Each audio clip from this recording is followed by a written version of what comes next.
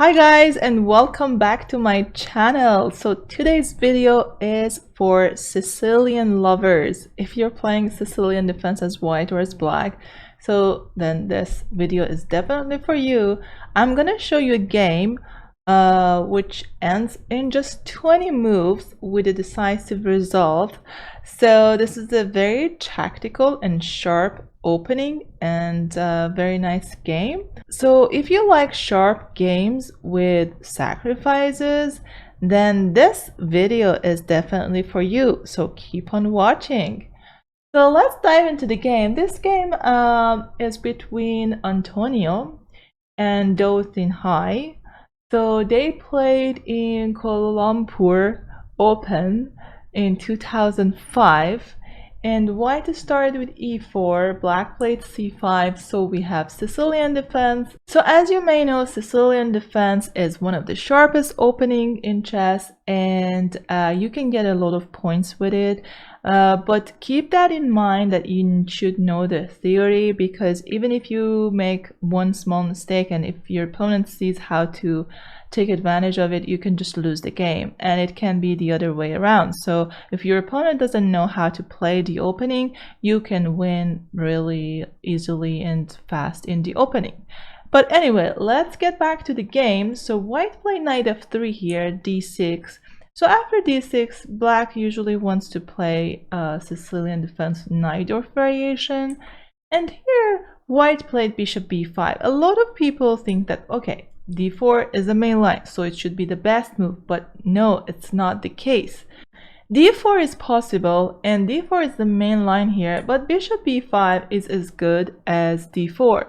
I mean, in d4 you have a lot of variations, but bishop b5 is easier to study. So if you just started to play against Sicilian defense, I would recommend you this move, bishop b5 check, because you don't need to memorize, a bunch of openings and lines and variations here. So it's easier to study. Anyway, here black played bishop d7, but black can also play knight c6 and knight d7 in this position. So after bishop d7, white took on d7, knight takes d7, but here queen takes d7 is also possible. So after knight takes d7, white castled, black played knight f6, which is a normal move. Black is trying to get the pawn on e4. White played queen e2. Another move that white can play here is to play knight c3 to protect the pawn. But anyway, white played queen e2 here. Black played e6. And then white played b3 with the idea to fianchetto the bishop on b2 and put pressure on g7.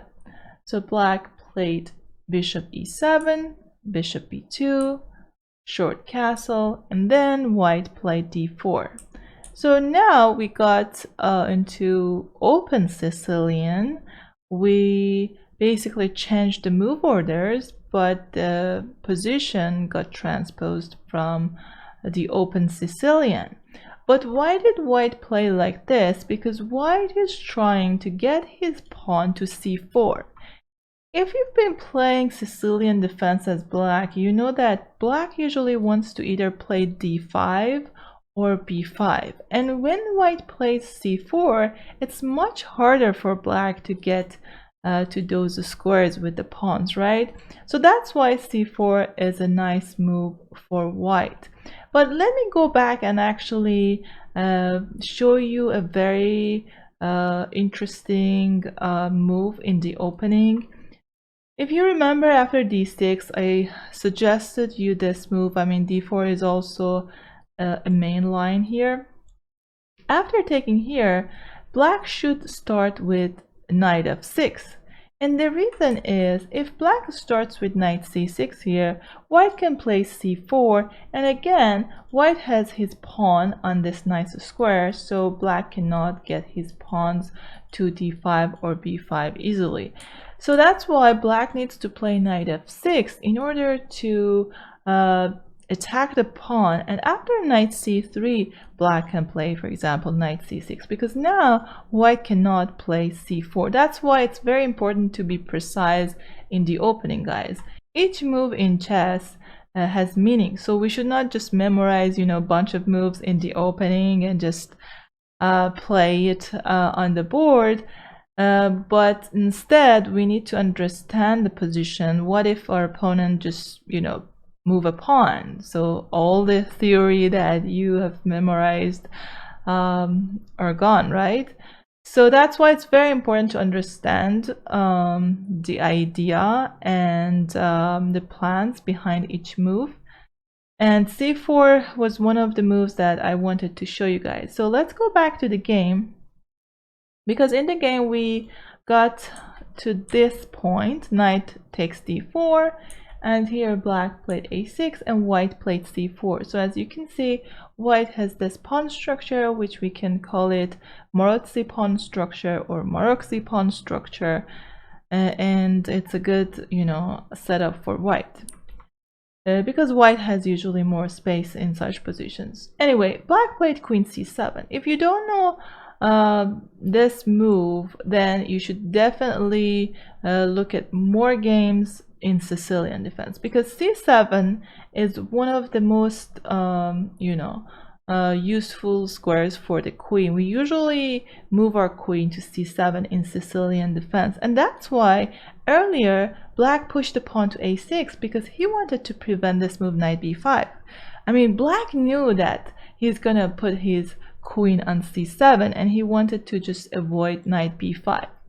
So here white played knight c3, rook f e8, and white played king h1. Why king h1? Do you know why?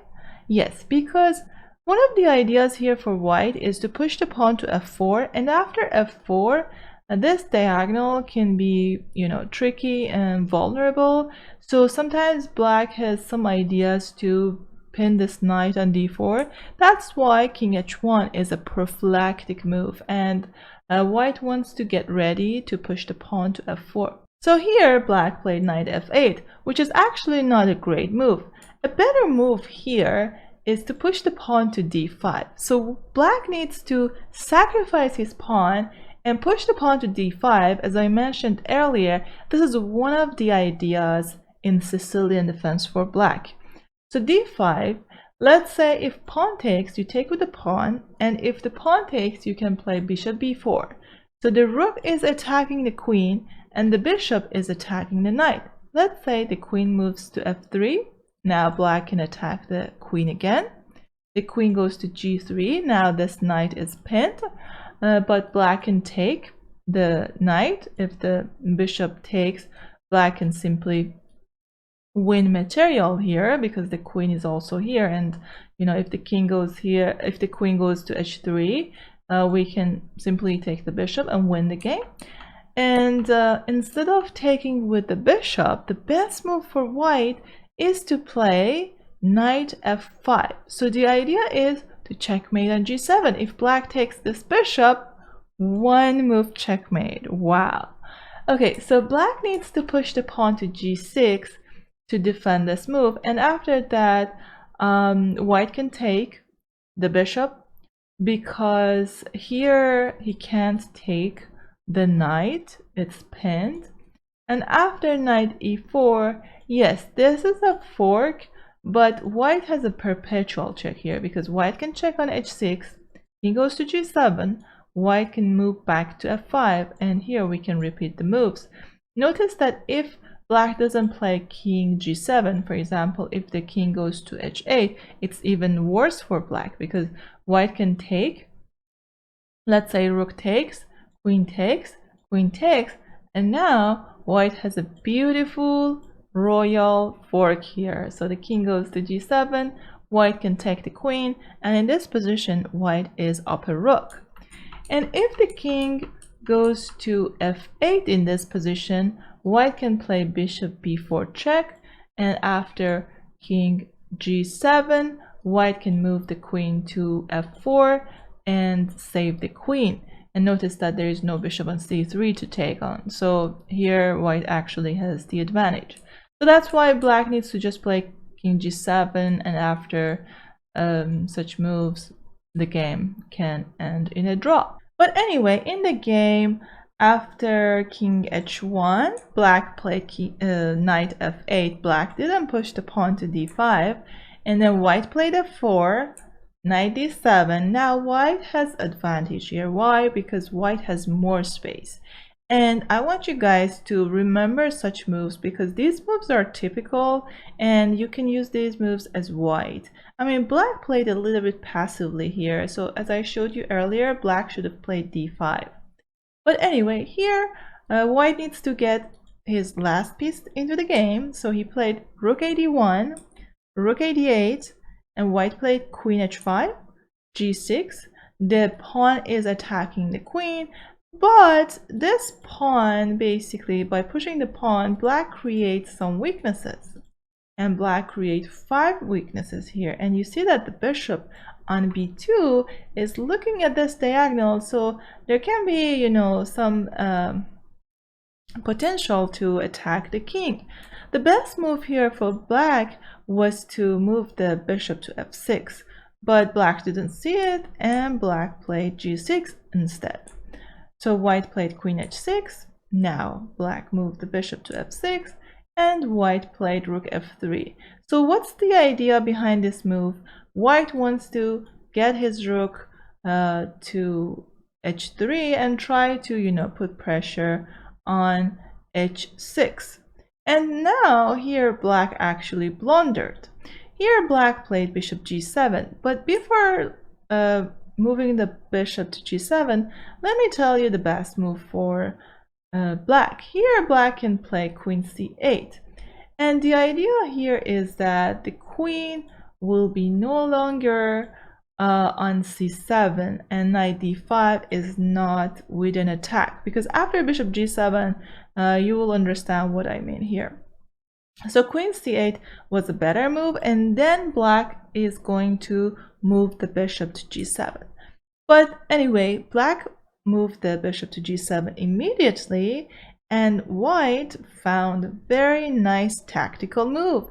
I want you guys to pause this video and think about the best move for white. What would you do in this position? Would you sacrifice, or would you just move your queen to a safe square? What do you think? Okay, the best move here for white is to take the bishop on g7. Yes, to sacrifice the queen. But this is a temporary sacrifice actually, because you're gonna get the queen back immediately. I mean, not immediately, it depends. You can even go for a checkmate. So it depends how black plays basically. So king takes g7, and now white played knight d5. The queen is under attack. Remember when I told you the queen should move to c8 before moving the bishop to g7? That's what I meant. So knight e5, and this queen is under attack. Okay, at this point black just resigned, but let's see what happens if black takes the knight. In this position, white can checkmate the king in just 2 moves. So again, I want you guys to pause this video and find 2-move checkmate for white. Yes, the best move here for white is to check on f5. Notice that it's not only a check by the knight, but also we are checking the king with our bishop. And the king has just 1 square, king g8. And here we can play knight h6, checkmate. Beautiful checkmate with the knight and the bishop. The bishop is covering the diagonal, so the black king got trapped. Let's go back and let's see what happens if black doesn't take the knight. Instead, black moves the queen to c8. If black moves the queen to c8, we can do the same type of checkmate. So knight f5, king g8, and knight h6 check again. So how can black survive here? Black can push the pawn to e5. What's the idea? The idea is to block this bishop, right? But here, we cannot checkmate the king, but instead we can win material. So we're going to take on c7. We are attacking the rook. And if he takes our knight, then we can play knight e8 check, rook takes e8, and then we can take on d4. We are checking the king. And in this position, white has a powerful bishop in the center, but also white is up by 3 points. So this is absolutely winning for white. Black doesn't have any chances in this position. And if black plays something else, like let's say f6, here after knight takes c7, not only we are attacking the queen, but also we can put the pawn on f5 and put pressure on e6. So for example, let's say if the pawn goes to e5, we check, knight takes, and then we have another beautiful fork, and white is winning in this position. So that's why in the game, after moving the knight to d5, black just resigned. And this was a 20 move game, and very nice queen sacrifice, which was really interesting and also at the same time instructive. I hope you guys like this game, and if you like this video, please give it a thumbs up and subscribe to my channel if you haven't yet. So if you have any suggestions, please write me in comment section and I'm gonna read them out. Thank you very much for watching, and I'll see you soon. Take care.